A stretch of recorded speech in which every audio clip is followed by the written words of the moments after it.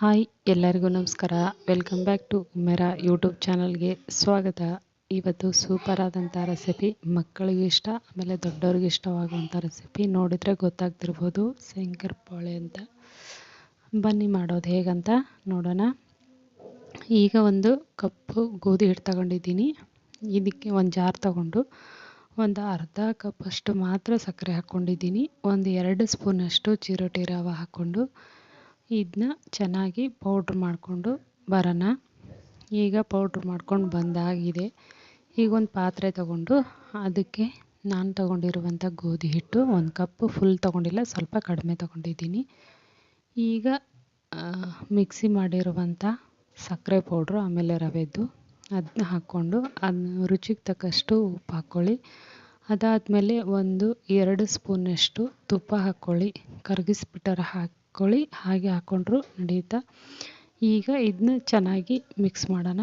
Mix ಮಾಡ್ಕೊಂಡಾದ್ಮೇಲೆ ಈಗ ನಿಮಗೆ ಯಾವ ಹದಕ್ಕೆ ಬೇಕಂದರೆ, ನೀವು ಉಂಡೆ ಕಟ್ಟಿದರೆ ಉಂಡೆ ಆಗಬೇಕು, ಆ ಥರ ಇರಬೇಕು ಹಿಟ್ಟು. ಈಗ ನೋಡಿ ಚೆನ್ನಾಗಿ ರೆಡಿಯಾಗಿದೆ.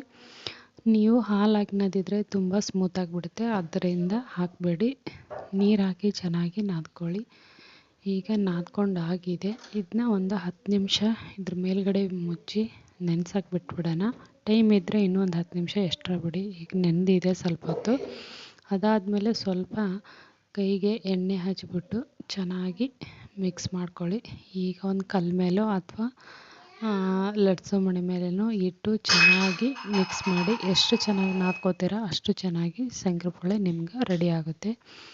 ಈಗ ನಾನು 2 ಭಾಗ ಮಾಡ್ಕೊಂಡಿದ್ದೀನಿ ಕಟ್ ಮಾಡಿ. ದಪ್ಪನೇ ಇರಲಿ, ನಾನು ದಪ್ಪ ಉಳ್ಳೆನೇ ಮಾಡ್ಕೊಂಡಿದ್ದೀನಿ. ಸ್ವಲ್ಪ ಇದ್ರ ಮೇಲ್ಗಡೆ ಎಣ್ಣೆ ಹಚ್ಬಿಟ್ಟು ಕಲ್ಲು ಮೇಲೆ ಚೆನ್ನಾಗಿ ಚಪಾತಿ ಸೈಜ್ಗೆ ನಾದ್ಕೋತೀನಿ. ಇಷ್ಟು ತಿಳುವಾಗಿ ಜಾಸ್ತಿ ತಿಳು ಮಾಡಬೇಡಿ, ಆಗ ಶಂಕರಪಾಳೆ ಚೆನ್ನಾಗಿ ಬರಲ್ಲ. ಮೀಡಿಯಮ್ ಆಗಿರಲಿ, ಸ್ವಲ್ಪ ದಪ್ಪ ಇದ್ದರೆ ಪರವಾಗಿಲ್ಲ, ಚೆನ್ನಾಗಿ ಬರುತ್ತೆ. ತೀರೆ ತಿಳುವಾಗ್ಬಿಟ್ರೆ ಅಲ್ಲಿ ಒಂಥರ ಅಂಟ್ಕೊಂಡಂಗೆ ಆಗಿಬಿಡುತ್ತೆ, ಉಬ್ಬಲ್ಲ. ನೋಡಿ, ಇದಕ್ಕೆ ಸೋಡಾ ಗಿಡ ಏನೂ ಹಾಕಬಾರ್ದು. ಇವನ್ನೆಲ್ಲನೂ ಒಂದು ಪ್ಲೇಟಿಗೆ ಎತ್ತಿಟ್ಕೊಳ್ಳೋಣ. ಈಗ ನೋಡಿ, ಈ ಕಡೆ ಎಣ್ಣೆನೂ ಬಿಸಿ ಇಟ್ಟಿದ್ದೀನಿ.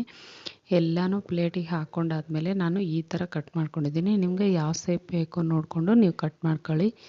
ಈಗ ಎಣ್ಣೆ ಬಿಸಿ ಆಗಿದೆ. ನಾವು ಮಾಡ್ಕೊಂಡಿರೋವಂಥ ಶಂಕರಪಾಳೆ ಎಲ್ಲನೂ ಎಣ್ಣೆ ಒಳಗೆ ಹಾಕಿ ಚೆನ್ನಾಗಿ ಫ್ರೈ ಮಾಡ್ಕೊಳ್ಳೋಣ. ಎಣ್ಣೆ ಒಳಗೆ ಎಲ್ಲನೂ ಹಾಕಿದ್ದೀನಿ. ಅದು ಎಷ್ಟು ಹಿಡಿಸುತ್ತಾ ನೋಡ್ಬಿಟ್ಟು ಹಾಕ್ಕೊಳ್ಳಿ. ನೋಡಿ, ಕಲರು ಸೂಪರಾಗಿ ಬರುತ್ತೆ. ಚೆನ್ನಾಗಿ ಫ್ರೈ ಮಾಡ್ಕೊಳ್ಳಿ, ಕೈ ಬಿಡದೆ. ಇಲ್ಲಾಂದರೆ ಫುಲ್ ಕೆಂಪಾಗಿಬಿಟ್ರೂ ಅಷ್ಟು ಚೆನ್ನಾಗಿರಲ್ಲ.